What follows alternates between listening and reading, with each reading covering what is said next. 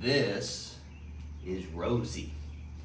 This is John Mark, our son John Mark, and his wife Nicole's new puppy. Say hello. She is a mini Bernie Doodle.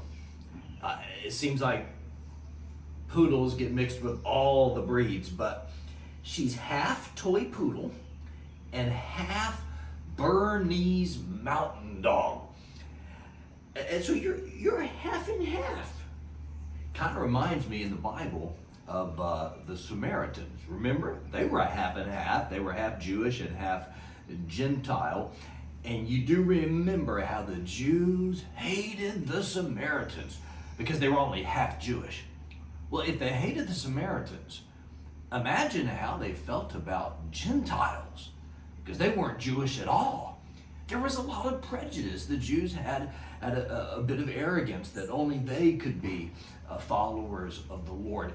In fact, most Jews on a regular basis would daily pray, "I thank God that I was not born a Gentile."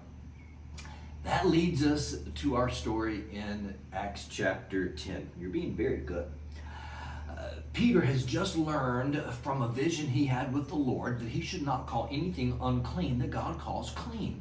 So, men come to Joppa. That's where Peter was. You may also remember in the Old Testament, Joppa was where Jonah got on a ship trying to run away from the Lord. I've been to Joppa. Today in Israel it's called Jaffa. Anyway, they said, "We want you to come with us to Caesarea." That's a city along the Mediterranean Sea. That's where we find Cornelius, a godly man, but a Gentile. Cornelius had an angel of the Lord appear to him. I mean, shining in brilliant colors. And this angel said, you're so comfortable. This angel said, "I want you to go and get Peter and bring Peter." Now, isn't it interesting? If God sent an angel to Cornelius, couldn't that angel have shared with Cornelius the gospel? Couldn't that angel, he was already standing there, have shared with Cornelius how to know God? I guess could have. But God leaves the task of sharing the gospel to us. You can do something that an angel cannot do. You can tell others about Jesus. So Peter comes to Cornelius's house. Cornelius has gathered his family and all of his friends, and there's a big crowd. And so Peter begins to share after he gets Cornelius up off the ground, because Cornelius is bowing before Peter, and Peter says, "I'm just a man." And he shares the gospel. If you read about it, he tells who Jesus was. He tells what Jesus did. He talks about how he died upon the cross but rose again on the third day. He talked about how if you believe, you can have the forgiveness of sins. Peter even said, "It's not lawful for Jews to associate with Gentiles, but I'm here because God has shown there's no favoritism with him."